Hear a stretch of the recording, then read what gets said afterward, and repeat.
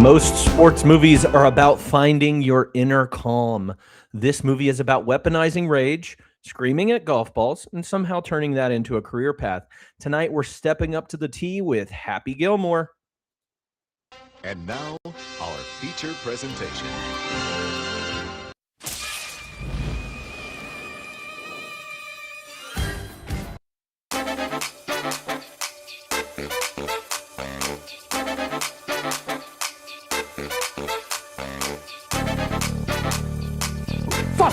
Fussy, who hired this crew? What's your favorite scary movie? I'm smart, you're dumb. I'm big, you're little. I'm right, you're wrong. Show me the money!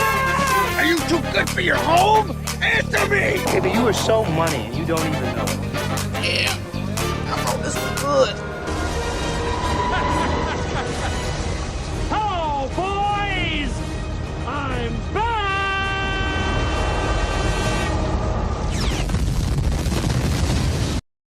It's so good. It gets me every time. Welcome in, everyone, to 52/1996, the live movie conversation podcast, where we take a look back 30 years into our past to the films of 1996, one movie at a time. I'm your host, Cody, and this week I am joined by somebody who is decked out in all the best hockey gear. This is Joseph. Joseph, welcome in. Thank you. And we Go are Leafs. Go Leafs, baby. and tonight we're breaking down Happy Gilmore. If this is your first time hanging out with us, welcome in. We're happy to have you here.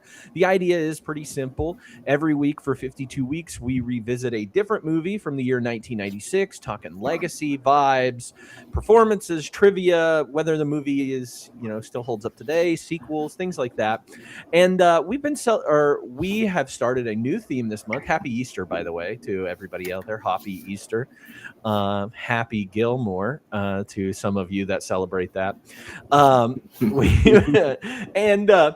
This month, because it's April, I always like to take a little bit of a hiatus from the serious movies that we just did all through the month of March with our Oscar movies. And this month, it's all dedicated to comedies of 1996. So our theme this month is April Fools. And I'm here with my favorite fool. That's me. That's him. Joseph, welcome in again. Before we talk about, everything, let's discuss, why are you wearing all this Maple Leaf? It's been a while. It has been a while since I think this is my first one of the year, right? This is your first one of the year. I've been doing these where I've had you take over a month completely. So you get them every week. Just bam, bam, bam, bam. Bam, bam.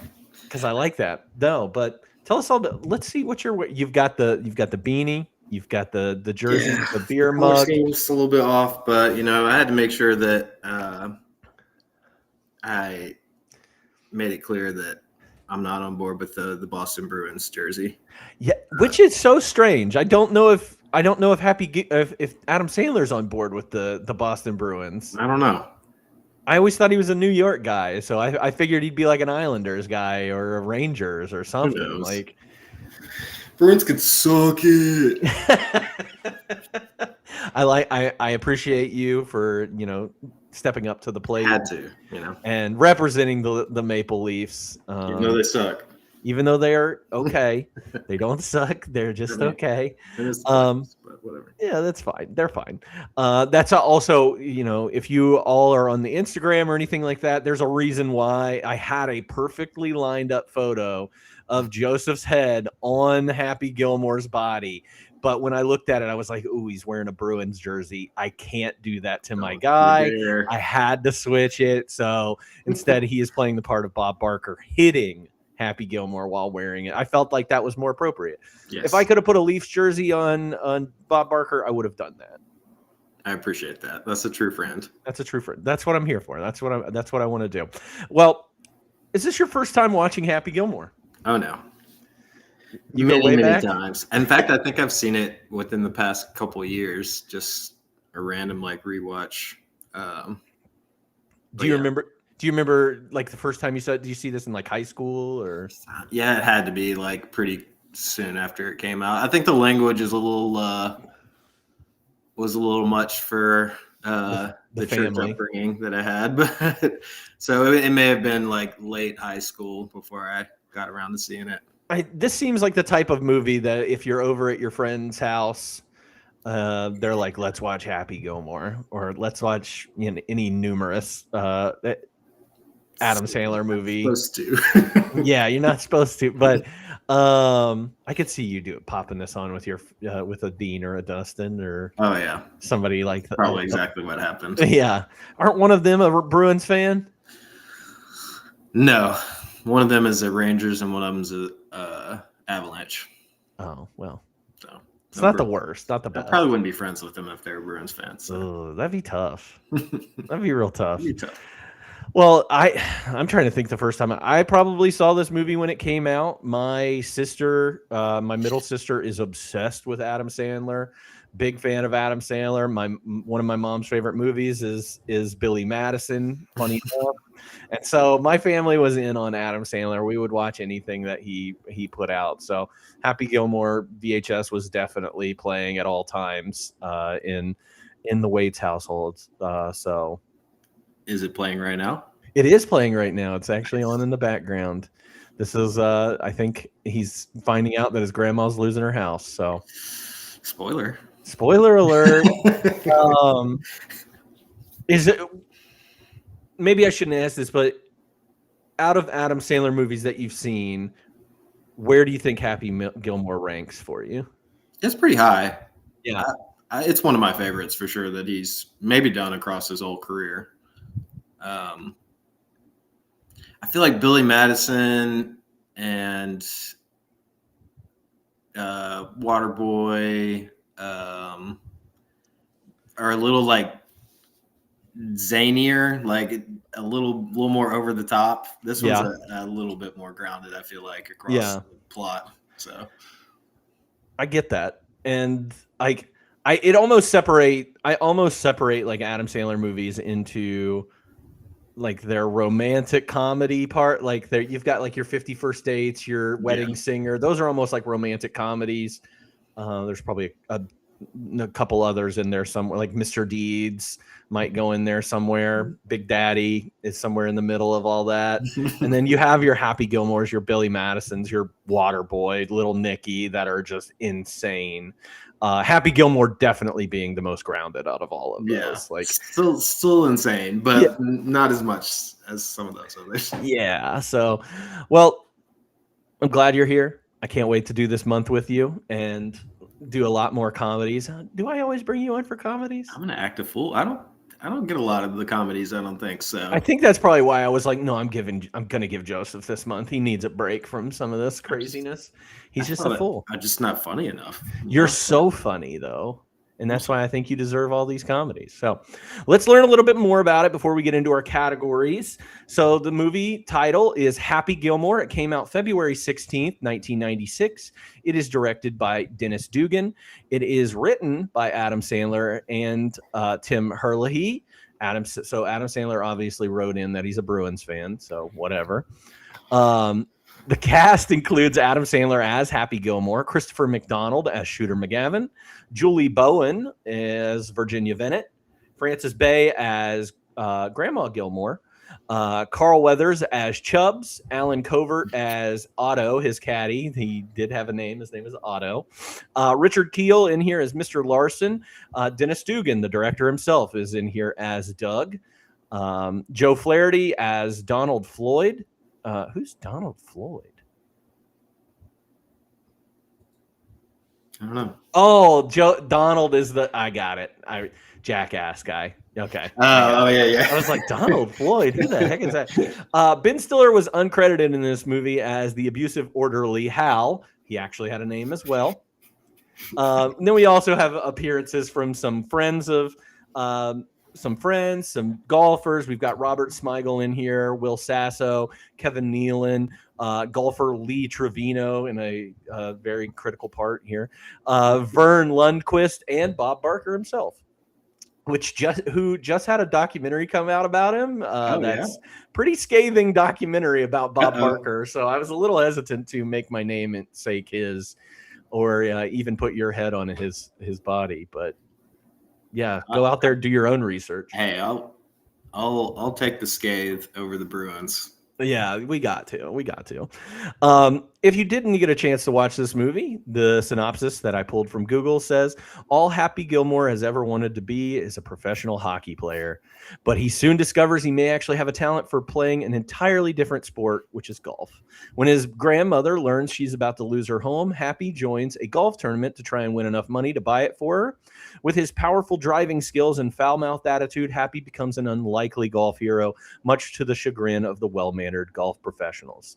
This movie had a budget of $12 million and a box office return of $41.4 million, so not too bad there. This movie actually got better reviews than Billy Madison. Rotten Tomatoes gave it 66% out of 66%. IMDb a 7 out of 10. Letterboxd a 3.4 out of 5. But Roger Ebert hated this movie. He gave it 1.5 stars out of 4. Raj does not like comedies. I don't think he's not a fun-loving guy, is he? I do not think he knows how to handle it. Like, we did this when we had Jim Carrey month in '94, even Billy Matt. Like, this man does not know how to handle some of these comedies that are like a little too stupid for him to like understand what's funny about them. So he gave it 1.5 out of 4. He said the Happy Gilmore character is strange. I guess we're supposed to like him. He loves his grandma and wins the heart of a pretty public relations lady who tries to teach him to control his temper. Yet, as played by Sandler, he doesn't have a pleasing personality. He seems angry even when he's not supposed to be, and his habit of pounding everyone he dislikes is tiring in a PG-13 movie. Now, Richard Harrington of the Washington Post actually likes this movie. He said, Happy Gilmore may not be an ace in the hole, but it beats par by a long shot. I love it. No awards to be given out other than some nominations for a Razzie for Adam Sandler. They did win best. Bob Barker and Adam Sandler did win best fight at the MTV Movie Awards. I saw that, and it was like against. I saw Jackie Chan was in the running for sure, and I was like, "Wow, that's kind of disrespectful." But yeah, a little bit, probably for a Rumble in the Bronx. If I was trying to guess. That was what it says. And I think like one of the other movies that we're doing this year, Broken Arrow. I think they were John Travolta and Christian Slater. Yeah. So yeah, there's definitely one best fight, and I think they reprised this fight scene like later down the road before Bob Barker passed away at 99 years old. Bob Barker passed. He was 99. It's crazy. Dang. He fought the good one. So I think they did this again at some point. And then also, I think it just came out last year, 2025, on Netflix. There was a sequel to Happy Gilmore, Happy Gilmore 2. Have you seen Happy Gilmore 2? I was ask you if you've seen it. I haven't seen it yet. It is on my Netflix list. I have watched an hour of it. Oh, it is a 2-hour movie, which is crazy. Too much. I've watched an hour. It is the saddest. Like, it is such a sad move, and sad movie. I don't know. It takes elements from the first one and then puts in this storyline that is just so sad and depressing. And I'm like, I don't like this. Where's the comedy? Yeah, there's a lot, and it's just like a cameo fest right now. Like I said, I'm only an hour into it.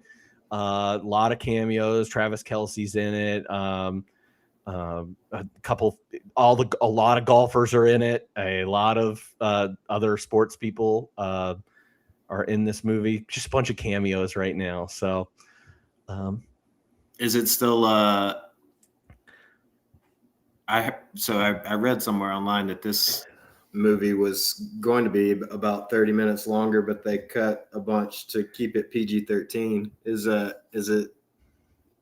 How's the foul language? Language in the new one, the language is actually cut a lot of foul language, because there's like a scene where he is kind of getting back to trying to relearn how to play golf. He has not golfed in like 30 years or something happened. And he's trying to and every time he misses the ball, it like he goes into a rant, whereas we kind of see a lot of it on screen here, or it's bleeped out on the television behind him. They like cut the scene as soon as he and so I honestly was like kind of wishing like just bleep it out for me, like put it back on TV or what, I don't know. Just little elements that made this movie funny, they took out of the new one. So Bummer. I've heard it was a disappointment. I'll eventually finish it up and watch it all again, or watch it all. But yeah, for the first hour of it, not a fan. Not so much. Okay. Not a fan. It's very sad. It's just sad. Yeah. It's just so like intentionally sad, or just yes, it is super sad. The storyline is super sad, and I think it's I don't know. It doesn't do it for me, but who knows? Maybe I'll end up liking it some more. Does he fight a celebrity in the first hour? Does he fight a celebrity in the first hour? He does put Benny Safdie in a lobster tank. Okay. Yeah, so Benny Safdie's on YouTube. But yeah, I'll finish it. I'll give you an updated review. But not my favorite, and it really just fan service or Adam Sandler wanting to hang out with a bunch of famous people and chill again. I mean, who can blame him? He's got the money. He's fine. He's fine. But yeah, nothing else really. I mean, golf probably took an uptick. I mean, this is around the time that Tiger Woods was gaining popularity, who was also in the news recently for not great things. And so with Tiger Woods, Happy Gilmore, like this is like a resurgence of golf. Like younger people are getting into golf. So that's kind of a little bit more of the impact of this movie, which is probably a good thing. You probably get a lot more golfers and stuff into a dying sport. We need this for baseball right now. Okay. Rookie of the Year too? Ooh, bring him back. That's kind of what there's a little bit of a Rookie of the Year element to the sequel. Like there's an explanation to like why Happy Gilmore hits the ball as far as he does.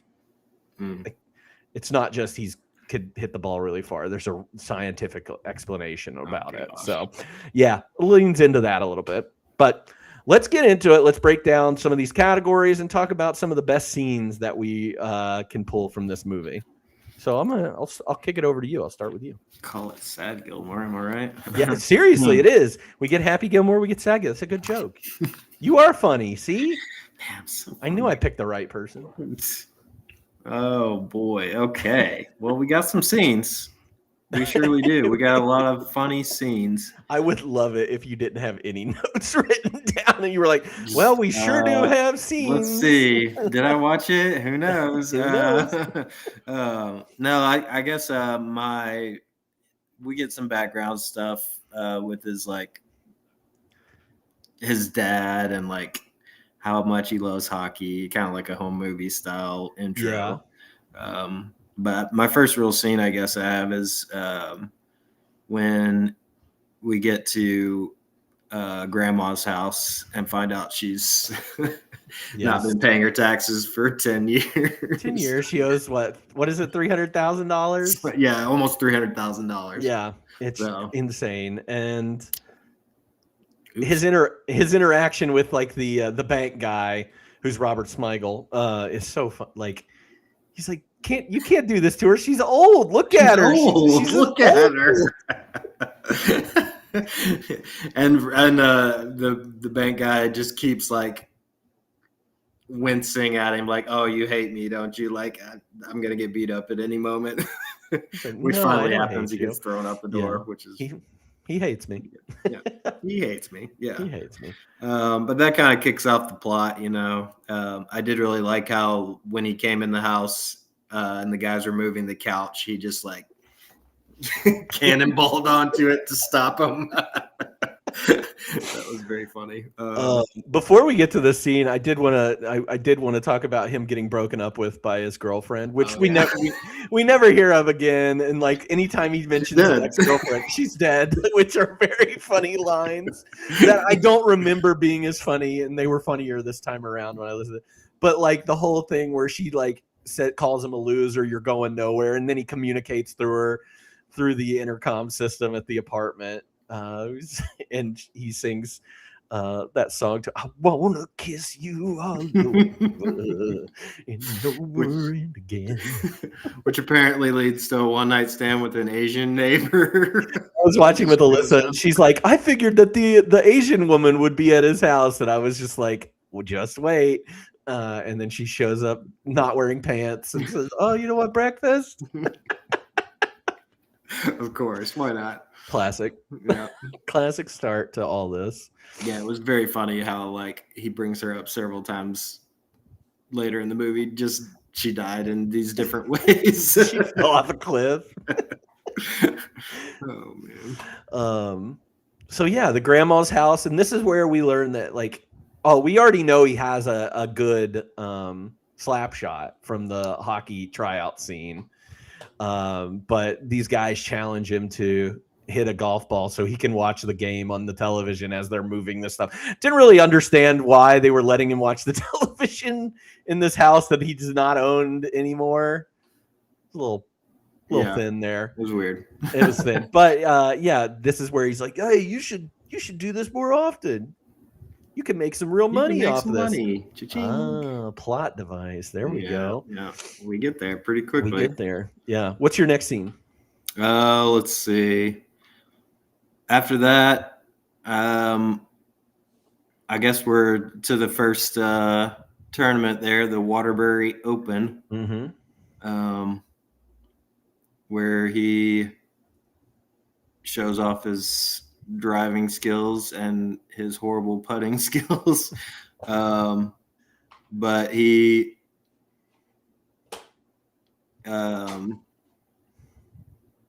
we also meet Shooter McGavin throughout all this, who's like the big foil, the pro who's not yet got his jacket but is on the cusp, and then is not loving that Happy's coming in and stealing a bunch of limelight as he's about to make his big career break.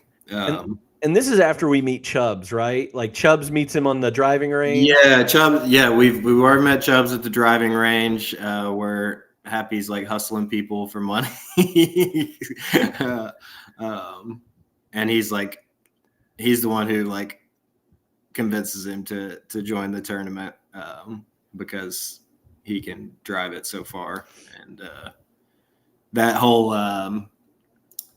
where they meet officially is at like the batting cage where he's just taking the balls to the chest. 364 days till hockey tryout. 364 days till next season. Is that something you would do if you were trying out for hockey? No. Slapshot regatta? Yeah, that's the more fun version. Slapshot regatta. I mean, this is typical of, I feel like, an Adam Sandler movie, but during that scene where we meet Chubbs, he gets out of the batting cages after getting hit in the head with one of the baseballs, and then the little kid that's been watching him the whole time gets in behind and gets decked by one. Obliterated. But it was so funny, that kid, after he got hit the first time, was like, awesome. Just like new idol created. Oh man. But yeah, the Waterbury Open, he goes in because even if you place in this, like you get on the tour even getting last in any of these things gets you money. And so Happy doesn't care. He doesn't want to be a golfer. He's a hockey player. Money. Chubbs tries to convince him that he, with a few months, he can hone his craft and get him turn him into a golfer. He ain't got time for that.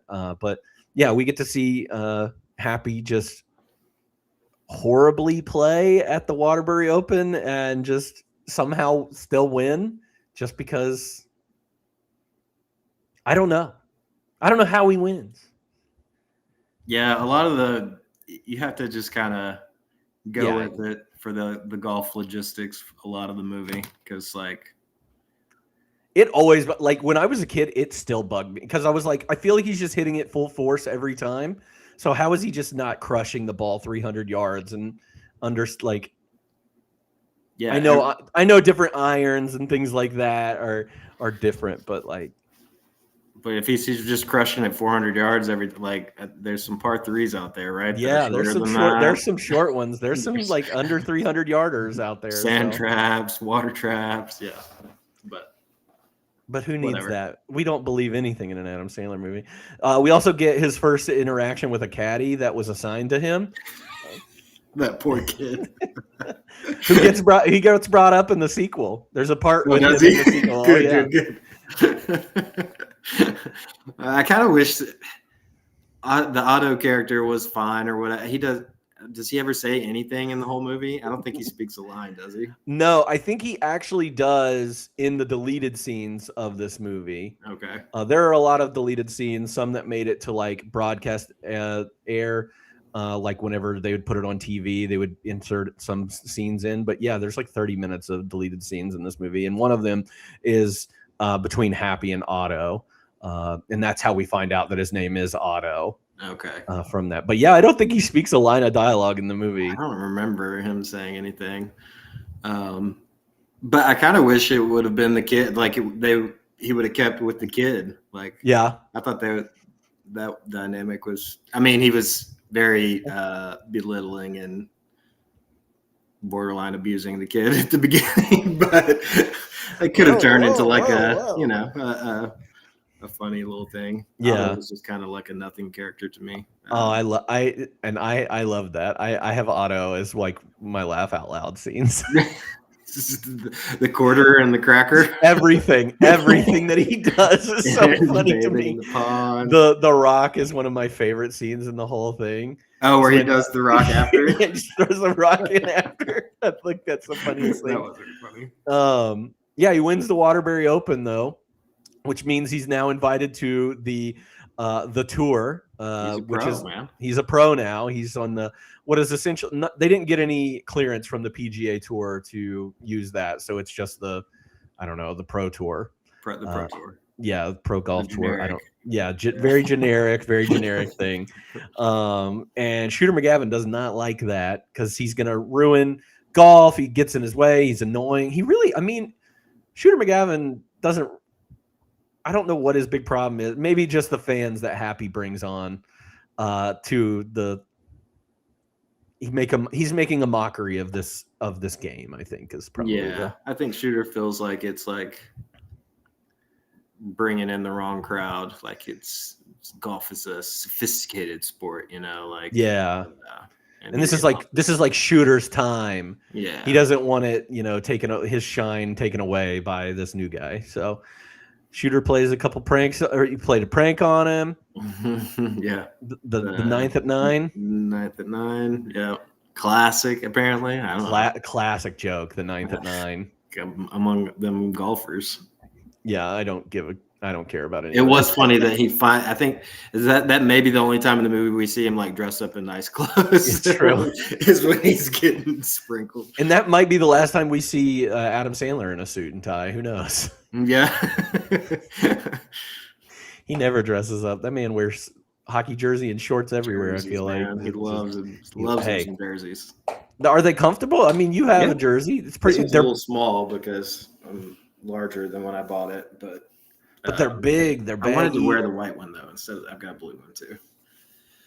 Why'd you want to wear the white one? What's it? Show up better? It just looks cooler. You look cool. Thanks. And the blue of the hat clashes pretty hard. I mean, with this blue too. But anyways, we don't have to get into fashion. But we'll get. That's our other podcast. That's next. 52/fashion from us fashionistas. 9th at 9. April 9th at 9 p.m. Meet us there. Fashion. It won't be a joke at all. But from this point, I think we just see a series of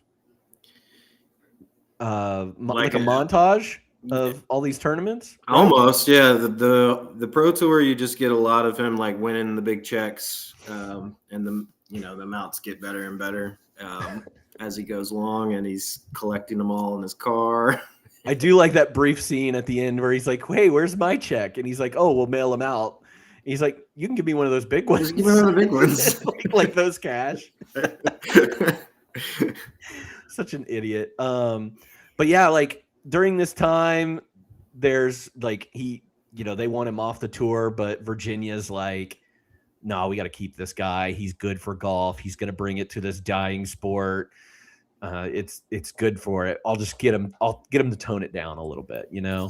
He won't fight people. He's gonna not curse as much. He can still ride the pony around if he wants, which is a big thing, like a thing that Happy Gilmore loves to do, and it is very prominent in Happy Gilmore too, I should say. He's riding the pony. Oh my God, there's so much riding the pony in Happy Gilmore too. In the first hour that I've seen, Happy Gilmore has children in the sequel. 5 kids. They riding the pony too? He has 4 boys and then 1 girl, and the 4 boys ride the pony no matter what. That's all they do. That's all they do. Those bummers, man. He's raising them right. That's right. What's your next big scene? Let's see. Yep, montage. Ooh, okay, we moving here. I guess the Pro-Am, the Pepsi Pro-Am with Bob Barker is my next. Bob Barker. Yeah.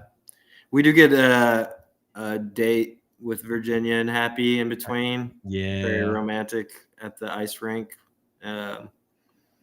with the Zamboni driver kind of lurking. And, I feel like that's a great date. Yeah. Private ice skating. Mm-hmm. Yeah. Some music playing. That's a good date for all you lovers out there. See what you can do about that. And you learn that she's like actually into him too, because he like does that little wager with her shooting the hockey puck, and she beats him, and she still kisses him. So one thing I will say about this movie, and if we're thinking about it analytically and we're like trying to get down to it and whether or not this is a good movie, there's hardly any like real development for relationships. Like Chubbs is barely in this movie at all, and like I remember them being so much bigger parts in this movie, or just thinking that they're not that big of parts in here. It just kind of moves. I don't know if but it worked for the time. Like I loved this movie growing up. I don't feel like it's like a pacing issue, just maybe like there could definitely be like more development for everybody, really. You don't even get like a ton like with Happy. It's almost, you get a little like Shooter McGavin and Happy are like the main part of this whole movie, I think, and their rivalry. Everybody else's sidecar. But like, don't think about it analytically. This is not the show. This is not us trying to tear down Happy Gilmore. Could think about it analytically. We could, but I enjoy Adam Sandler too much to really hate on him. Yeah, I agree. But yeah, the Pro-Am. This is when Shooter hires our guy. Our guy. What was his name? Donald. To just show up at every one of Happy's holes and call him a jackass. And tell him that he sucks. And it's pissing him off. It's the first time that Happy's like not playing well at all and not hitting the ball as good as he usually does. And Bob Barker's giving it to him too. I was about to say, who's really getting pissed off? Bob Barker. Bob Barker, man. He won it last year. He's trying to repeat, and Happy's dragging him down. Poor Bob Barker during this. I don't know how. I feel like I don't know much about golf at all, but I feel like when people are like playing in tandem like that, don't they usually do like alternating shots or like? Ooh, I don't know. Score or... Man, we're not good for this, are we? Yeah. That's what I was thinking, like they almost have to be doing like alternating shots or combined score. Otherwise Bob could just like carry him, Yeah, that's true. Yeah, so. I don't know if they do like best ball because I know a lot of tournaments will do that if they're playing on a team. Best ball will win. Maybe they do an average of their strokes. I don't know. It must have been something like that where like Happy was actually bringing him down, because if Bob's playing well, he just... Yeah, Bob needs to carry his weight. Yeah, just carry him through. But so Bob must have not been playing well. Yeah, and he's took it out on Happy, which is stupid. But He's a celebrity, so he does that. But Happy will hit an old man. Oh yeah, he will. And he does. And an old man will hit Happy. I love every fight that Happy gets in, though. It's such a hockey fight. He always grabs the shirt, pulls it under, and hits him in the stomach. Oh man, the one which is the guy on my he actually list rips of his shirt off. best laughs, like the first heckler, I think, where he just like shirt all the way off and like uppercuts him out of view down the hill, and he like hands the shirt to his friend. Like, that was like the best. Yeah, I love that. But yeah, this is Bob Barker and him getting to a fight, and Bob Barker ends up kicking his ass. Although we do think that Happy does think that he killed Bob Barker at one point. He headbutts him, and then Bob Barker falls down, and then we have this like Bob Barker makes his face. That very classic, funny part of this movie. Probably the scene that everybody knows the best from Happy Gilmore is the scene at the Pro-Am tournament, the whole jackass thing, and then Bob Barker fight is quintessential Happy Gilmore. If you take one thing away from this movie, it's that. I think that's totally true. Probably the best scene in the movie. Yeah. Like the most. Go back to watch it again. Put it up on YouTube. You can do that. Yeah. And Bob Barker is just like a perfect choice for that too. I think just like. Because, I mean, I don't know anything about his personal life or anything other than he's the very positive, spay and neuter your pets guy from Price is Right who's just like always like happy, and like it's just a different side. Different side of it. I think it's great. I think it's a great cameo for the movie. I think it's hilarious out of nowhere. They were trying to get Ed McMahon. You know who Ed McMahon is? That's not the wrestling guy, is it? No. Ed McMahon. Ed McMahon was like, how Andy Richter was like the side host to Conan. Ed McMahon was like the side host to Johnny Carson growing up.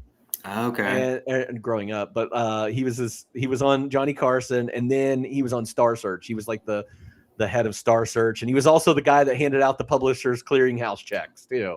Okay. So that's who they wanted in this movie first. And then Ed McMahon was like, no, there's too much bad language in this movie, and I can't do this. But Bob Barker was like, hell yeah, put me in this movie. Hell yeah, I'll call him a bitch.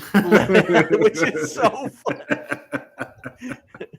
You had enough? Now you've had enough, bitch. Yeah. Such a great delivery. Oh, yes. Man. Bob Barker did great. Good job, Bob Barker. You're incredible. Yeah. Spoiler. Scene stealer. Definite scene stealer. After this, Happy gets suspended from the tour for a while. But this is when we get the reinsertion of Chubbs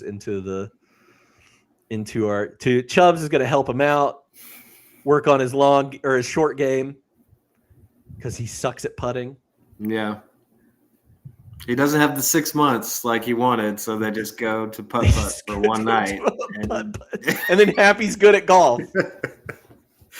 Which, in retrospect, you're like, why didn't he just do that at the beginning? And then he would have made so much more money doing all these tournaments, but whatever.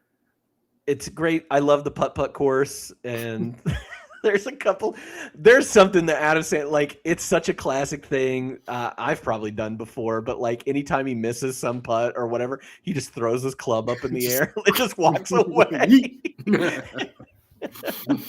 Yeah. We get him play the clown, where he tries to shoot the thing in the clown's mouth, and he's and he finally gets it and spits it back out. You're gonna die, clown. But so Chubbs helps him out, and Chubbs gets him to find his happy place, which Happy's happy place is just Virginia in lingerie with 2 jugs of beer. Check. His grandma winning lots of money at slot machines. Check. And wearing a kiss mask. No, that's in his bad place. Yeah. And then a dwarf riding the pony. Yeah. Which is Wait, is it a pony? I thought it was a tricycle. Oh, it's a he rides like a little like pony thing at one point too. Oh yeah. He does. But he does do the tricycle. He's and that's his happy place, and that's how he can, manage to do a putt that's like not even a real putt. That I want to go to that putt course where you just launch it into the air and it trickles down, and it just goes down all those little things. Like, what is the actual way to play that last hole? I don't know. I need to see some schematics. I do. I wonder if that's what he's supposed to do, but he makes it, and suddenly he's a good golfer. And for thanks to that, like they go back to Happy's apartment or Happy's apartment, and Chubbs has gotten him a gift, and Chubbs got him the iconic hockey stick putter, which is just great. I mean, awesome gift. He's still a hockey player at heart. And then Happy gets him a gift too, and unveils the alligator that took Chubbs' hand. He got his head and scares Chubbs so much that Chubbs falls out of a window and dies. I feel like this gator should have had a name.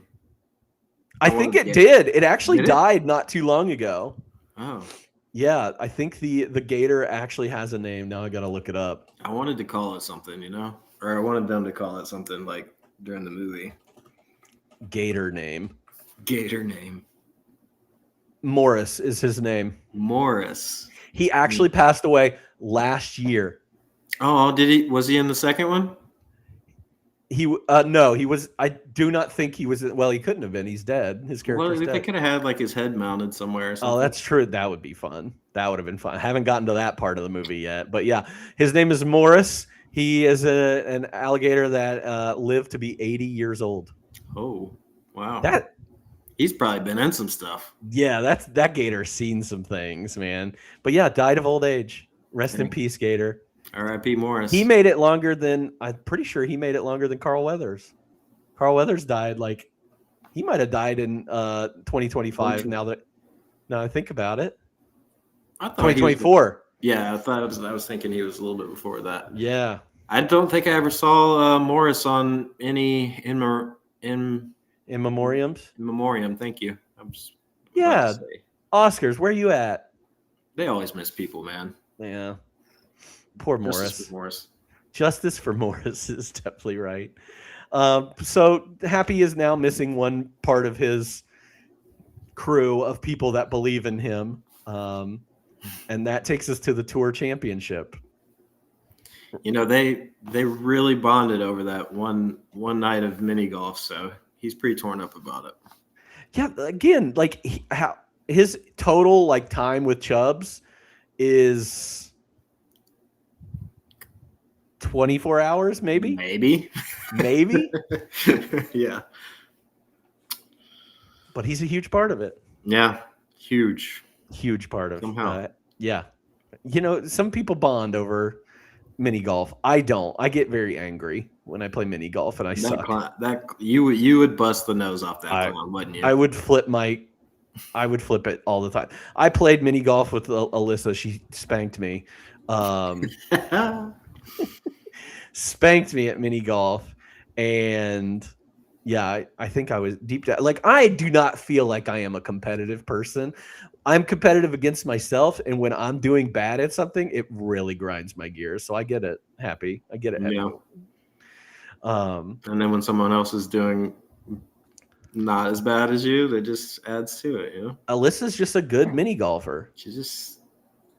You want to go mini golfing? Not with Alyssa. No, don't do it with Alyssa. No, she's good. I guarantee she would. I'm also bad at duck pin bowling. You ever been duck pin bowling? Is that the 6-pin? It's like balls? the little tiny balls that are that big. I've never done it. I am terrible at duck pin bowling. Really? Seems like it would be easier. Are you good at normal bowling? Oh, you got giant hands. I got giant hands. So those duck pin balls I got these paws, man. Bear paws. 52 slash. It was a good time. Look at her. She's just happy. It was a good time. Got him. Great drinks, though, we had at the mini golf place. There's like a little mini golf bar here in Cincinnati. Ooh. Oops, I just doxed myself. No big deal. Yeah, there's a place here a bar, and it has a mini golf course behind it. It's pretty fun. Great Arnold Palmer, alcoholic Arnold Palmer. It's good. It's good stuff. And, suitable to the location. There's a joke about an Arnold Palmer in Happy Gilmore too. That was kind of funny. So, but now we're at the Tour Championship. I assume that's the next scene that you have. Yep, that's where it all goes down. And of course, in the random pairing, seating, whatever you call it, Shooter and Happy end up playing together. And taking everything that he learned from Chubbs, he starts doing really well and is in the lead coming into the final day of the tournament. And I feel like this was my biggest disconnect with the golf scoring. If he's putting well and he's driving it like crazy, shouldn't he be tons of strokes ahead of Shooter? I mean, Shooter might. But it was still neck and neck, Yeah, it was. If he's hitting it two, 3 strokes on every hole, how is it even close? And their strokes are I think they're 15 under or 14 under. I think is when they come to the final day, and Happy Gilmore's in the lead by 2 or 3 strokes, something like that. And Shooter doesn't like that. Yeah, it was just weird to me that Shooter was able to keep pace. But I guess he's just that good. Yeah. And Shooter is good. He hit it off that guy's foot. He did. Mr. Larson. A Frankenstein's fat foot. I wanted more of him in the movie, honestly. Oh, my God. He's in the movie more than Chubbs is. Yeah. It's crazy. They both get two scenes, basically. But this is when Shooter calls our guy again, the jackass guy. Donald Floyd, to take out Happy Gilmore in the craziest way ever. Yeah, the jackass shtick worked the first time, but this time we need to run him down with my car instead. Volkswagen. What? And they don't even catch the guy. Yeah. You can just throw some more jackasses at him. I think you'll be fine, man. You don't have to commit manslaughter. Seriously. And when he gets hit by this, damages Happy's shoulder, and he can't hit the long ball anymore. It's very much Rookie of the Year. Yeah. He flipped on a baseball again, and now he can't pitch, so he's got to float 2 it. seconds. Yeah. So now he just has the power of a regular golfer, and loses some strokes, all that stuff, leading us to the final hole where the tower that. Yeah, I don't know what is this tower. This tower, I get watchtower. I don't know what it is. To see it falls because the Volkswagen crashed into it, and now it's in the way of Happy finishing out this and winning the Tour Championship. And Happy goes to his happy place and reminisces about Chubbs. Has a little scene with Chubbs with his hand returned, and he sinks the putt. Yeah, and just like the putt, the whole clink, clink, ding, clink, ding. Yeah, clink. yeah, that was very, very, very slapsticky. He wins the Tour Championship, and then Happy gets the jacket, or Shooter runs off with the jacket. Gets his ass whooped. Yeah, and everybody lives happily ever after. He gets the house back, and gets the house, gets the jacket, gets the girl. Beautiful. And he puts Otto in a nice suit. He takes care of him. He takes care of his people. This movie's about loyalty, and Happy's a good friend. I think that's true. I think that's what we really should take this. Which happy place was the best happy place? I like the bad happy place. The bad place. With Shooter McGavin just making out with everybody. Yeah. And then making out with the grandma and her Kiss mask on. That's my favorite happy place. Happy place. And I think I like the black lingerie better, if I'm being honest. It's just me. I mean, you ain't wrong. You ain't wrong. All right. Any other scenes that we left out? I think those were the big ones. There's a lot of little things in there. So many little things peppered in that we probably can't get to all of them, but we'll do our touch best. on some. There are some. Yeah, I was about to say there are some that because we didn't even mention the nursing home yet or anything like that. So speaking of favorite characters or scene stealers, who do you think walks away with the movie? We've already given a big shout out to Bob Barker as a huge scene stealer, and like you said, just iconic moment of the movie. I would like to give a shout out to Mr. Larson, also to Hal at the nursing home, and Potter was my other. I liked Potter. I like Gary Potter a lot. So short. I wish we could have had more Potter, but man, his little rant about energy was ridiculous. Now, I will say that is a character when I was a kid that I was like, I don't care about this guy. Yeah. And I think I appreciate Kevin Nealon as Potter so much more in this. Because that's what, we just got to send the ball to its home. He's the one that sets up the infamous line about, are you too good for your home? Yeah. So, yeah, Potter's great in this. I had Hal down. I had Chubbs down as Chubbs has got some great little one-liners in there too. I had Shooter McGavin down. I think Shooter's an incredible character. Yeah. And we haven't named Happy Gilmore. I mean, it's good. It's Adam Sandler though. He's great. Yeah. I mean, it's what you expect. Yeah, it is. But I think the ones that we named really stand out more in this watch. For and me, the whatever his name, I think he was credited as Jeering Man, but you said his name was Donald. Yes, Donald. Okay. Yeah, I give some props to him too. He was a great heckler. You want to go to the Sizzler? Yeah, Red Lobster. Red Lobster. Shooter. Thought we were gonna be friends. Any lines that stuck out to you? Oh yeah, there was so many that I wrote down like 2, but then I just was like, I'll just have the page pulled up because this is insane. I think maybe my favorite line from the whole movie, which surprised me this time, was on their date. When the lights come on and the music starts playing and he's acting like, oh, what's happening here? And she comments about the song and he says, what, friends can't listen to Endless Love in the Dark.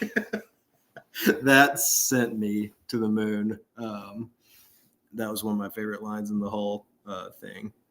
And then the other one I wrote down amongst the banger one-liners and back and forths is probably on your list as well. When Shooter says, I eat pieces of shit like you for breakfast, and Happy says, you eat pieces of shit for breakfast. And Shooter takes a minute, he's like, no. Uh-oh, I can't hear you anymore. It's because I muted myself because I was coughing. Oh, okay. No, they have another interaction where I think it's the scene when Happy busts a beer bottle open and is gonna fight him. And Shooter's he says the line where he's like, you're gonna pay. And and he rhymes it, and then Happy Oh, responds, yeah, with, yeah. "Hey, why don't I just go eat some hay? Make things out of clay, lay by the bay. I just may. What do you say?" What do you say? Oh my gosh. Yeah, that one, especially watching it younger, like that was one of the things that stood out, like the whole like making fun of him rhyming. Anytime that Happy has is like getting bleeped on television, or he's yelling at like, "You son of a bitch ball, why don't you go home? That's your home. Are you too good for your home? Answer me." And then he says, "Suck my white ass ball." That's a good phrasing you don't hear much. Suck my "Suck white my ass. white ass Yeah. ball," or "Piece of monkey shit." Oh man, what else? There's so many. Another one kind of like off the path that caught me pretty good this time was when after he gets hit by the car, and the doctor says, you're a little banged up, no serious injuries, just keep off your feet for a few days. And he like starts to get up. He's like, "To hell with that, I gotta finish up." And the doctor just like walks off. He's like, "Fine, do whatever you like. What would I know? I'm just a doctor." I'm just a doctor. Oh, anytime we talked about it a little bit, but every time that Happy Gilmore is asked about his girlfriend, or he said, "Oh, she got hit by a car. She's dead." She fell off a cliff. She's dead. She's dead.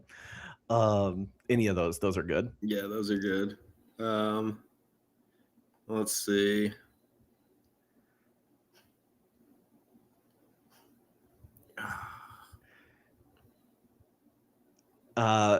Go ahead. I'm sorry. No, you're good. Shooter says, "Yeah, right." And Grizzly Adams had a beard. And then Lee Trevino, who has Lee Trevino's only line. Lee Trevino's only line in the whole thing is just like, Grizzly Adams did have a beard. I used to quote that a lot when I was a kid. Adams did have a beard. Oh, the my girlfriend is dead. She fell off a cliff and died on impact. That's the full line. Did you find yours? Oh man, there was one other one that I know. Oh, I know what it was. It was Shooter's like repeat joke that he tells about Bunker. So when he's talking about, I can't remember who he's talking about, but he makes the comment, the guy spends more time in the sand than David Hasselhoff. He says that like at least twice in the movie. He's like telling that same joke to different people. Classic. Funny. The joke that just came into chat is my last one that I had. "Oh, your fingers hurt? Well, your back's gonna hurt because you just pulled landscaping duty." Landscaping duty. You just pulled landscaping duty. Ben Stiller's great in the few scenes that he's in as well. Two scenes, yeah. Everybody's got so many like in and out. I love the interaction when Happy is like, "Hey, you see that lady over there? I love her. Like, that's my grandma. She's a sweet lady." And like is trying to give Ben Stiller $1 to take care of her. Yeah. And he's like, "You know what? I will take care of her." And she's like, "Oh, would you like to give me, or can I get a nice glass of warm milk before my nap?" And he says, "How about you get a nice warm glass of shut the hell up?" Good line. Good line. Any other lines? No, I don't have any offhand, but there's a lot of little one-liners in here. "Somebody's closer" is something that I said growing up. Somebody's closer. When he hits closer. Uh-oh, Happy learned how to putt. Happy learned how to putt. Yeah, those are good. Now, getting to and chat, there's a couple of those. Biggest laugh, cry, scare, thrill. There's probably no cry, scares, or thrills in this movie, but some of the biggest laughs. Anything that stood out there? I have a couple that we haven't talked about yet. Yeah. I think the thing that I laughed the most at this time around was after he misses a putt. I think it was like at the first tournament, or maybe like his first hole on the pro tour or something, and he grabs the flag and like javelin throws it and almost like impales the cameraman. The cameraman has to like fall off the little podium to keep from getting hit. That sent me pretty hard. I do like when he finally makes like his first putt and he's like, "Oh my God, I am the greatest alive." I'm the greatest alive. Let's see what else. One of my favorite laughs from when I was a child to today is the Endless Love Zamboni driver. As the song is playing in the background and Happy and Virginia are kissing, the Zamboni driver is mouthing along to the singers that are singing, and he does both the boy and the girl parts. And I have loved that part of this movie and it's like a side profile, like almost like it's like a music video like moment the whole time. It's great. I also when Virginia first gets called in after Happy like is being too crazy and he's going to get kicked off the tour, and she convinces him to like let him stay and she'll work with him, all that whole interaction is happening while Happy's on the TV in the background, and it's probably 100 curse words bleeped out in a string that's just ongoing while they're talking. It was great. Mista lady, the two times that she gets brought up in this, they're driving to the rest home and he hits her with her car and she's like, Mista. And he just empties like a takeout bag of food. And then he drops an air conditioner on her. Mista, get this thing off of me. I think I just killed the Mista lady. So random, but hilarious. I wanted to bring up Otto again. He does have he has an actual line in this. I forgot about this. So I put Otto in just like all of his caddying skills that he says, this one's down to the left a little bit. And Happy says, it's just because you're not wearing a shoe. He's only wearing one shoe. He's like, oh yeah, he's missing a shoe. Washing his underwear in the ball washer. This is great. The rock throwing is my favorite one. Him throwing the rock after. I love that. No. Let's see. You just hit that guy. Well, you shouldn't have been standing there at the beginning of this movie. Oh yeah, and then he hits the woman out of the window too. She like tumbles off the roof. Oh man. Anything else? I don't think there's anything else I mean, the Subway commercial was pretty. Now talk about a hole in one. Incredible. And like they could shot for shot just put that on TV as an actual Subway commercial. Yeah. Work. Okay. Most WTF or ridiculous moment in this movie? I mean, this is a ridiculous movie. Yeah, there's a lot. I think the dwarf in the happy place was like the thing that throws me the most in the whole movie, just because there's no context. Like those are the moments whenever I am watching with Alyssa that I turn over just to see how she's reacting, and like I just see her face go. What? Confused. What? Like, I live for it. I live for it so much. Yeah. I think you already kind of hit on my other. It's just like his golf skills and like the scoring, like whether it is the Bob Barker match or it is the end thing, like how does Shooter stay so close to him if he's suddenly good at golf now? So I think that's part of it. It seems like it would have made more sense for like Happy to get like a ton of strokes up. And then when he like gets hit by the car and loses his mojo, then it like swings heavy the other way. Yeah. And then it like evens back out. But they're like neck and neck when he's supposedly good at putting now. And I'm just like, doesn't make any sense. One thing we rarely see is his short game outside of putting. We don't really get to see him chip a lot. I think you get like one bunker shot. We see him in the woods a couple times. Yeah. The mid-range game. Yeah, the mid-range game. Like, how good is he at that? And because all he is a power hitter, he doesn't. I don't know even if that transfers over to his hockey skills. If he just knows how to do a slap shot, it doesn't. He ain't got a wrister. Yeah. Yeah, I don't know. I mean, I know there's some like if you were on the tee and you use like I don't know the order of the irons, but the smallest iron, and you still did the happy shot, like it would obviously not go as far as the driver, but I don't know. Yeah. Somebody with more golf knowledge should. We need a golfer in here. Yeah, we need a golfer. I'm not a golfer. We need a pro. The only thing I've ever done is frisbee golf, and I'm not good at that. You big frolfer, bro? I'm frothing, or foot golf. All right, you golf. Tell us all about how Happy Gilmore is a good golfer, and do it now. Then do it real time. You got to type fast. What was your favorite music moment? I did actually have one. I didn't remember this to be a like big music moment kind of movie. He drives the par fours. He doesn't have to chip. Okay. All right, but what about par fives? Ooh. And what about par threes? How is he not shooting over a par three? Is he let off on the happy? He's only got like 4 clubs in his bag too, doesn't he? They're like wood clubs too. They're not because he's using a pitching wedge or a 9-iron. Okay. All right. So our golf guy says.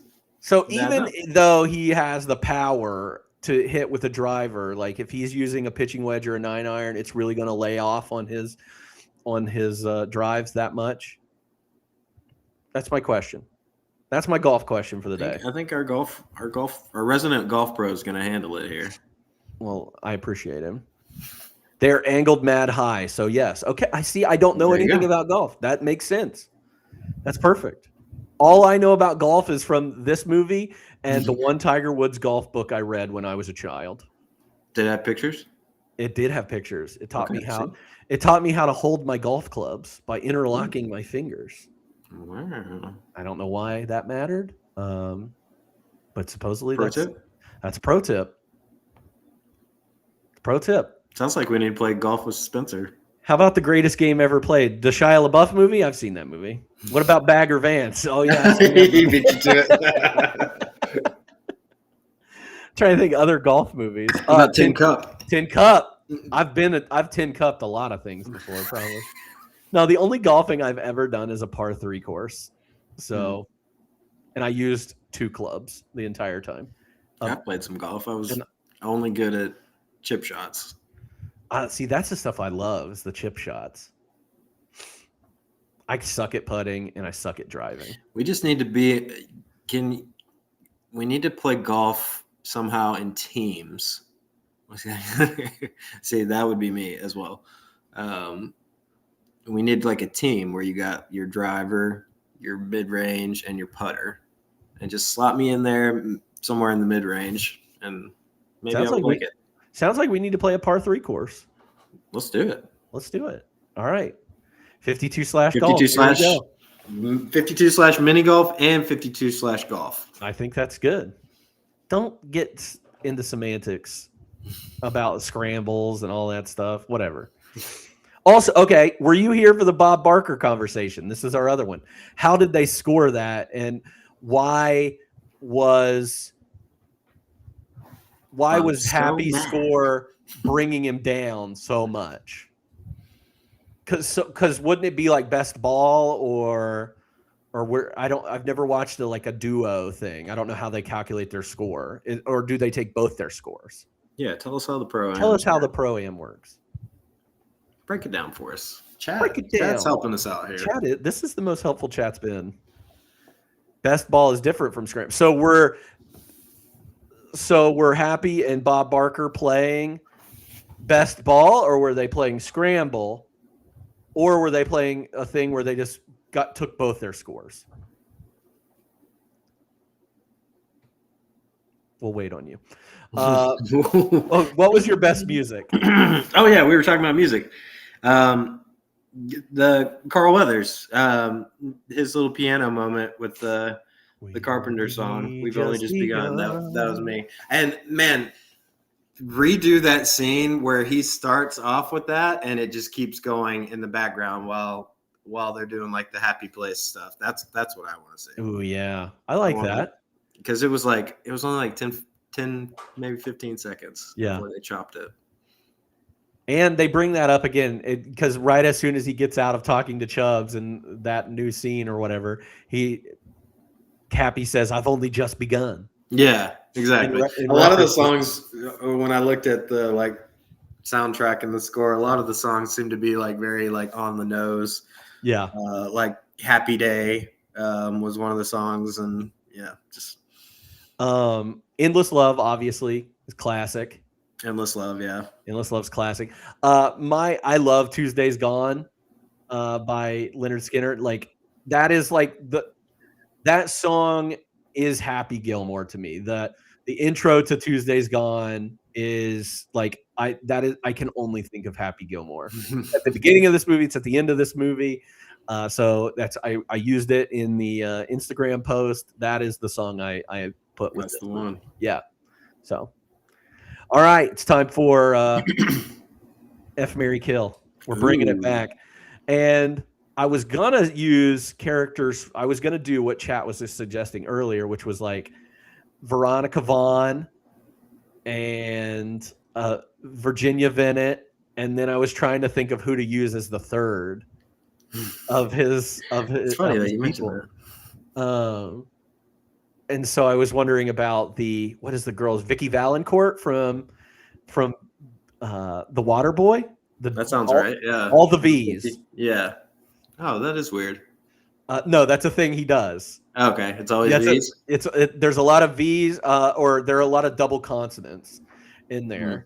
But so I'm just going to go with three people that you do know really well, and that's Happy Gilmore, Billy Madison, and Bobby Boucher. That is hilarious because I was going to counter your F, Marry, Kill with that exact same F, Marry, Kill.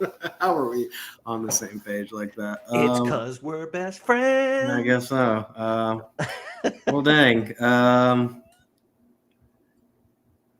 As I'm saying that, I didn't think about the answer for myself. I didn't either. Let's see. Okay. This should be pretty obvious, though.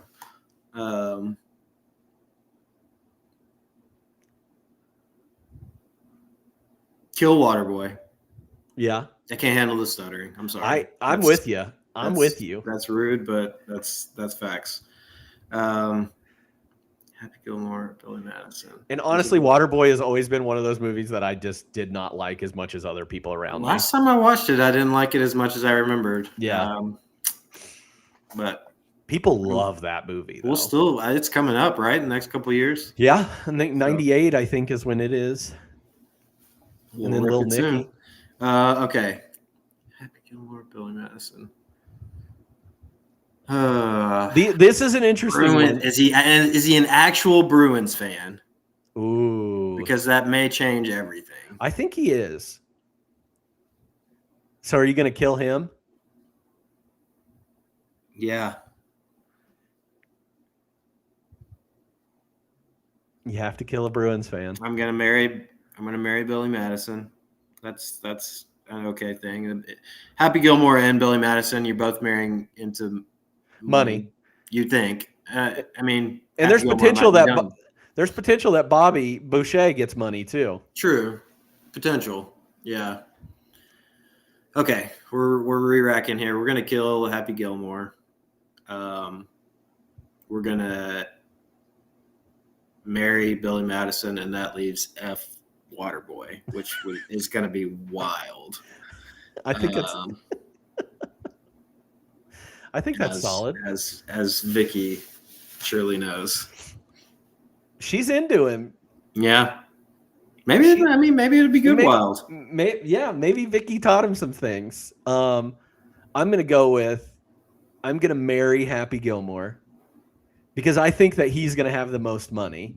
Okay. Being a professional golfer and winning all these big checks and everything, he's gonna take care of me. Like I said, loyalty is big with Happy Gilmore. He's gonna take care of whoever he's with. Billy Madison is gonna be my F, and Bobby Boucher is who I'm gonna kill. Okay. I think without the Bruins factor, I think I would have. I don't know. I think I would have flipped Billy Madison, Happy Gilmore, only because of the insider information that you've shared about Happy Gilmore too, where he hasn't golfed for 30 years. Yeah. So And it gets real that sad. money Okay. sounds like it may have dried up a little bit. We've got Kill Waterboy, F Happy, Marry Billy.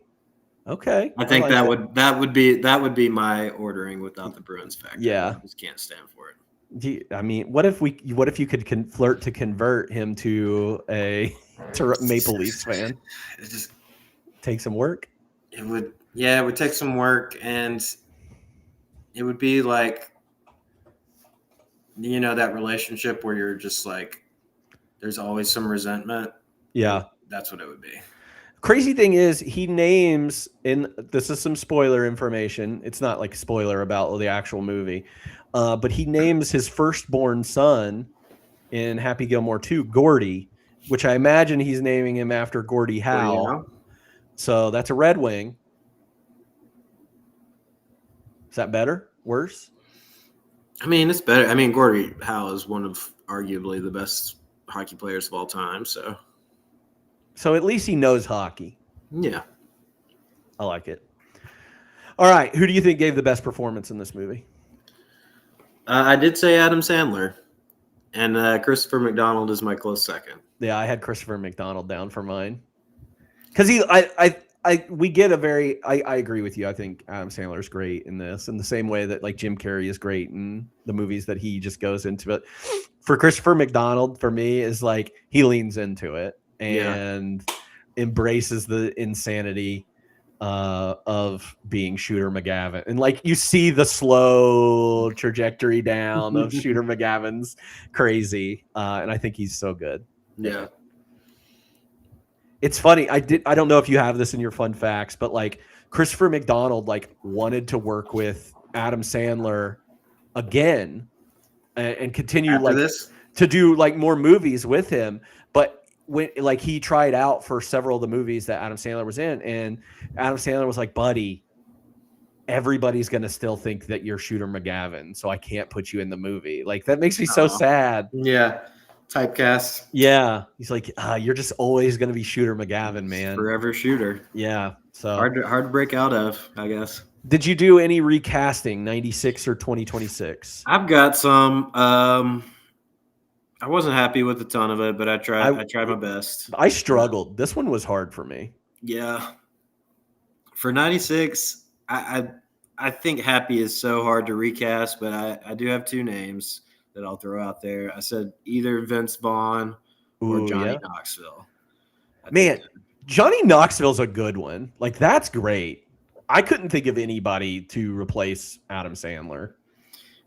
I think they could both pull off like the almost like bipolar emotion and kind of feel right in like a sports movie. That was my biggest thing, is like, I think I could come up with funny people, but like putting them in a sports movie, I don't know. Do you think that Chris Farley could have done this? I would love to see it. Maybe. He gives me John Daly vibes. It would be like, because I feel like I read that he was, they wanted him for one of these parts. Yeah, I can't remember what one it was. No, I can't either. No, but like Chris Farley, I feel like him and Adam Sandler at this time both have that same like comedy about them. I think obviously Chris Farley is a little bit more physical.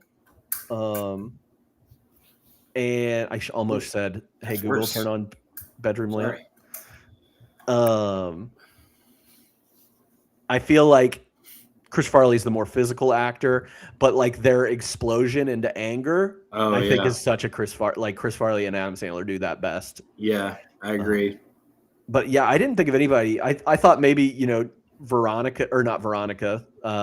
Virginia, Drew Barrymore, I think is an easy one. He eventually gets to work with her several times. So yeah. They got a good relationship. Could have done that a few times. I didn't have anybody else for 96 though. I've got a few others I'll throw out. For Virginia, I said Gwyneth Paltrow, or why am I blanking on who this person is that I wrote her name down? Anya Taylor-Joy. Who is this? Who is it? Oh, Catherine. I don't know how you say her last name. Irby. Oh, I don't know. She's from. What about Bob? She's like. Oh no. She's. I know why I put her down from D2 Mighty Ducks. Oh, that girl. Okay, yeah. Like the No, coach she would. that Yes. was in. I think I pulled some quite a few Mighty Ducks people, just I guess with the hockey thread throughout, but That's good. I like that. and then I said for shooter, Billy Zane maybe could do it. Billy Zane, excellent villain. And then this would be drastic. So it's a either or for Mr. Larson or Donald, the jeering man. I said Danny DeVito. I'd just love to see Danny DeVito heckling somebody somewhere in there. Yeah, jackass. Jackass. That's all I had for 96. What'd you have for 2026? 26, I thought it'd be fun to sub in either Pat Sajak or Wayne Brady as the Bob Barker.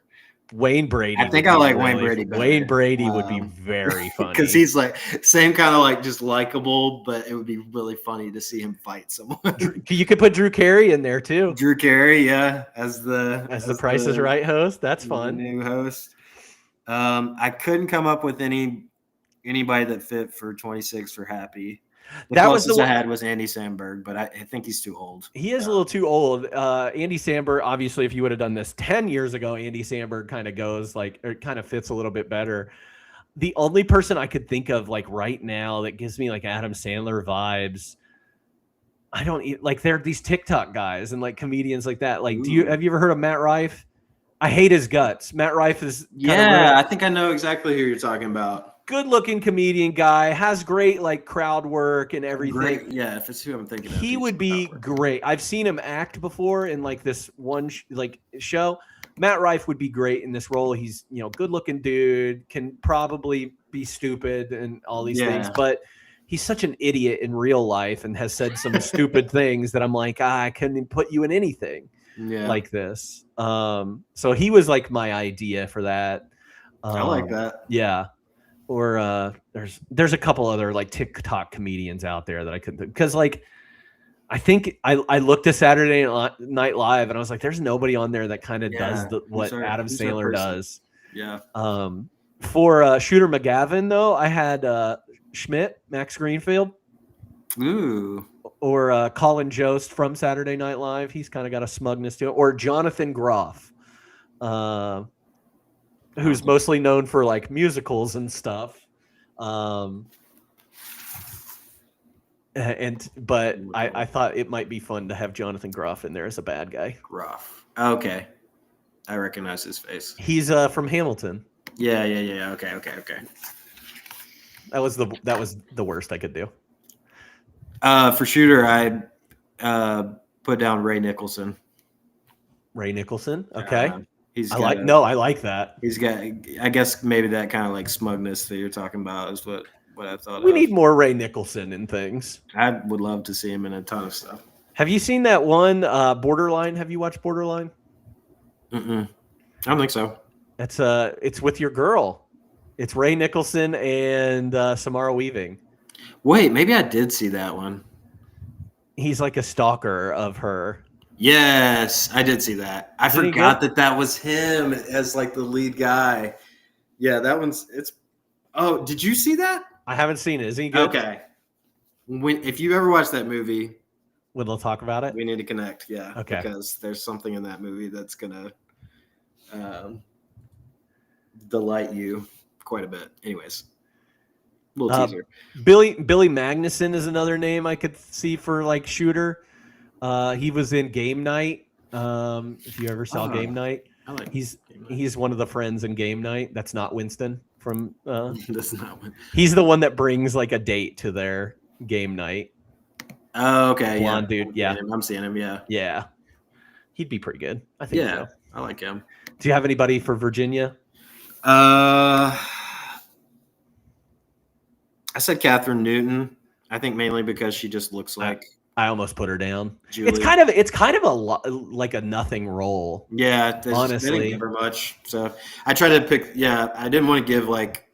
That's why I said like Gwyneth Paltrow too. Is I think she was like just at the beginning, just starting. You don't want to give like the first person I thought of was like Kate Winslet, but it's like no, you can't do that. Yeah. And then I did have a Chubbs recasting. I forgot all about Chubbs. Who'd you go? Estevez. Ooh, I love it. The Mighty Ducks. Just from the hockey Easter egg, I guess part of me was like, yeah, I like that. I like that. That's good. That's good. All I got. No, solid. Yours is way better than mine. No. All right. Let's move on to the Did You Know section. I didn't grab a lot of fun facts from this. You might have some more here, but anything you learned from this film? I think most of mine are about Bob Barker. I have one about Bob Barker, but you go ahead. Let's see. So, allegedly, Bob Barker accepted the role after learning he was going to win the fight with Adam Sandler.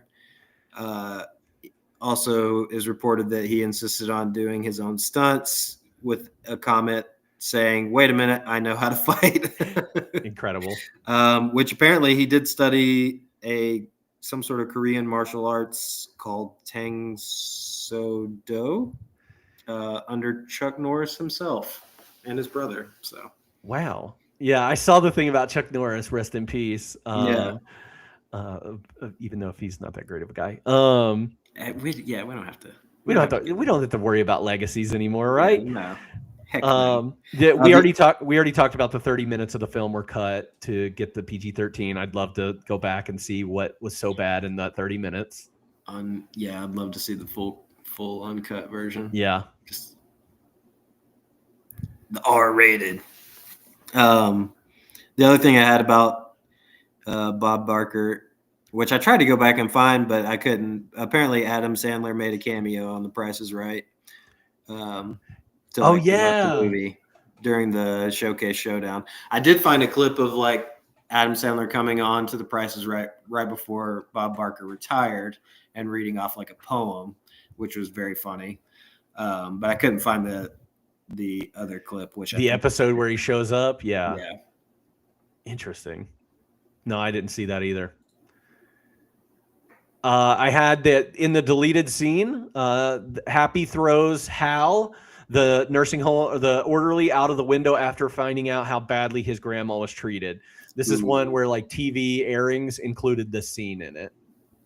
Wow. I wonder if I've seen that at some point. It doesn't ring a bell, but I would love to see it because Hal was a real piece of work. But with that scene in it, the second movie doesn't make as much sense because Ben Stiller's back in that movie at some point. As the same character? Yes. I won't spoil it.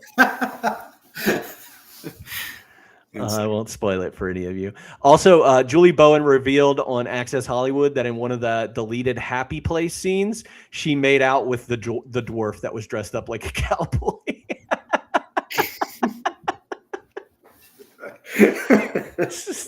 Why? Why not? Right? Why not? Make out with all of them.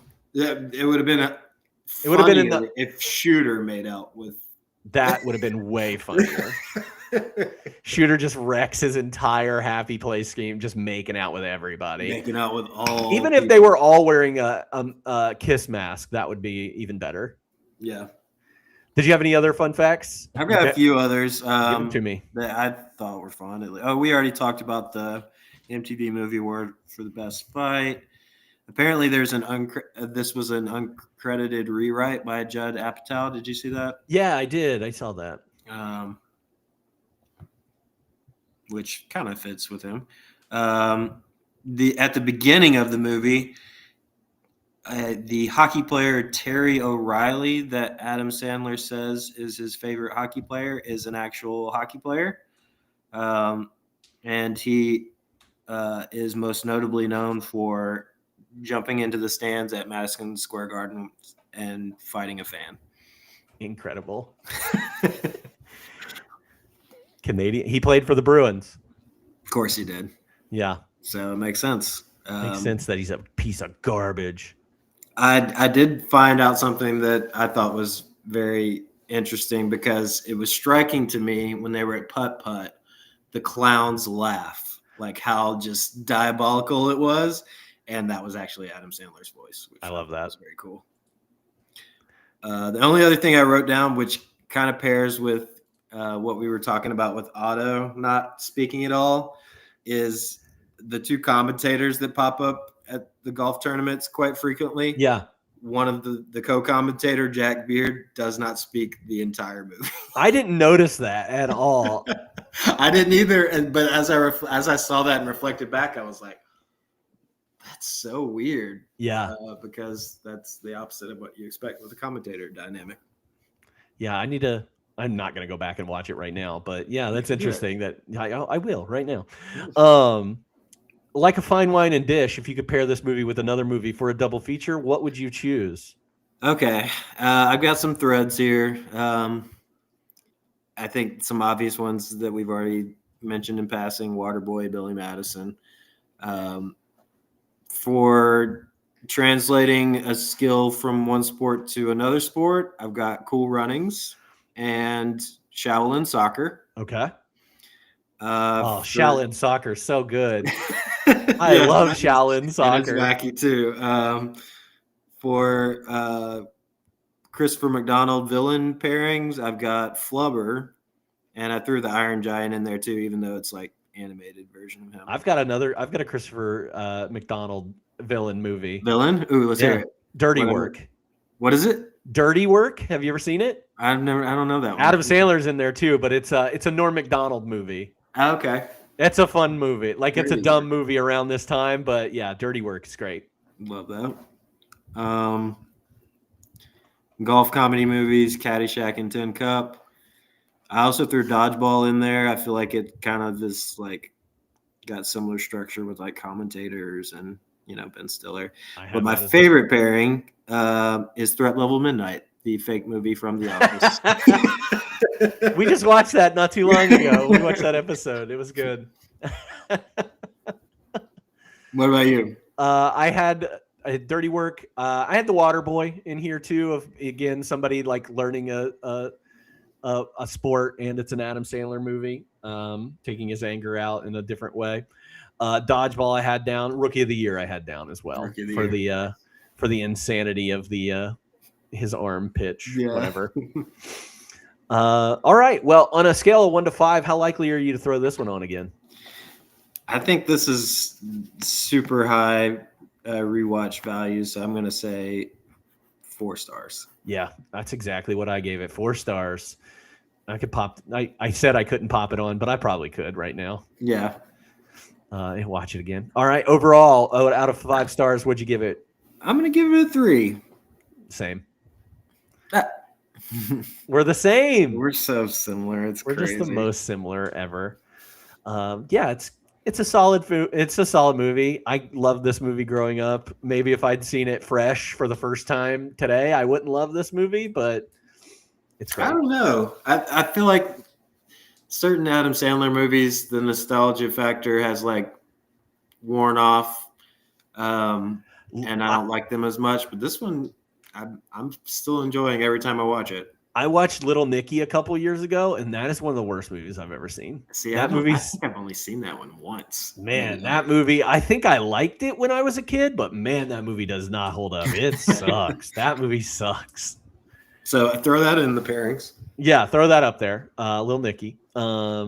It's great. Yeah, so Joseph, we did it. On this Easter Sunday. He is risen. He is risen indeed.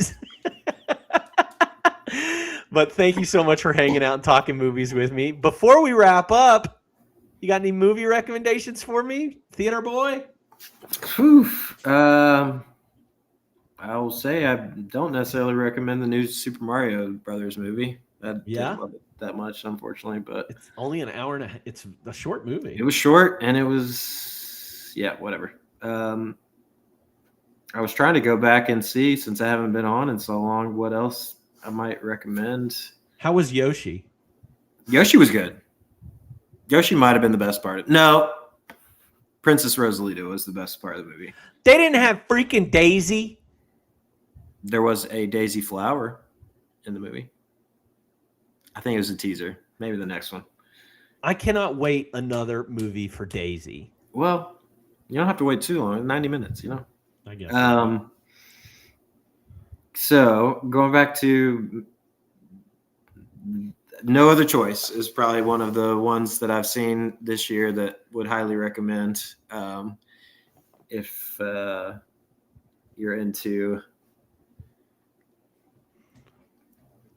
Korean films of that variety. It was very good. I enjoyed it a lot. It had a lot more slapstick humor than I was expecting, but I feel like they leaned into it in a really good way. The other thing that I've seen recently is Project Hail Mary, which I would recommend to almost anybody. I think it is one of the most widely appealing movies that I have seen in probably a really long time. I agree. Very accessible. I saw it this past Friday. I'm so glad you saw it in the theater. And I agree with you. I came home and I was like, Alyssa, you would love that movie. Like, I think there's not like a person in my life that I've been able to think of that, like my sister hates space movies, and I think she would love it. I think like you could say that to your most conservative friends. I think you could say that to your most liberal friend. Like if you have conservative friends, if you haven't like kicked them out of your life completely. Way too political. Way too political. No, but I agree. Like I think it is the most accessible movie, especially right now for a long time. That isn't like an animated or directly a family movie. I think it was incredible. I laughed a lot. And I cried so much in this movie. I laughed when other people didn't laugh. It was silent in the theater, and I would just go, ha! That was like a lot of laugh. Yeah. And shout out to Rocky, man. Shout out. Adrian. I'm rooting for Adrian. Yeah. I loved it. It was so good. It was fun. That one definitely. And the only other thing I'll throw out is a horror movie that I saw that came out in the past couple weeks called Undertone. Oh yeah, which was an interesting take on podcasting. Yes, podcasting. A lot of the horror was audio instead of video, which I feel like, there's obviously the big like jump scare audio cues in almost every horror movie, but this was like almost entirely audio focused, which was an interesting spin. It wasn't like revolutionary in terms of like plot or anything, but yeah, it's worth seeing. Okay, I like it. The only other one I'll add, because I haven't been watching a ton of stuff recently, been reading still, is a movie that just came out on Hulu or Disney Plus, whatever you're watching it on. Pizza Movie.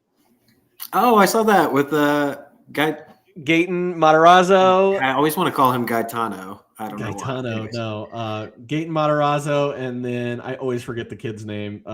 Sean Giambrone from the Goldbergs, stoner comedy about two losers in college who take a drug and have to get a pizza, which is 2 floors down. What a premise. It is somebody, I think Cinema Joe, a guy that's on TikTok a lot, said it's like you take the scene from 21 Jump Street where they're tripping balls or whatever. I think 22 Jump Street. I don't remember which one it is, but they're like the tripping balls scene, and it's that for 90 minutes. Okay.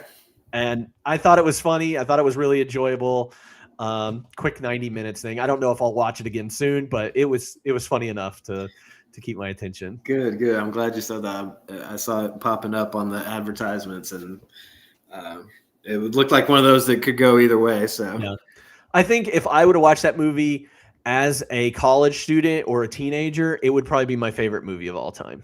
It would be your super bad. Yes, it would be like a lot. Yeah, but it's so much more crazy than super bad with some of the stuff that they do in there. Fun. There's a couple cameos in there, voice cameos that you'll see. It's good. It's fun. So that's it. That's all I got for you. Well, thank you again for that. If you want to talk about the movies that you're watching, or if you want to keep this conversation going, join our Discord. We are always mentioning things there. I think you just dropped something in there about a TV show that you're interested in or that you're watching. We'd love to get on board with that. And you can also follow us on Instagram. Check out Letterboxd to see what I've been watching lately. But next week, we're going to continue this Fool's Month that we have with a movie that I truly have not seen since, for 30 years.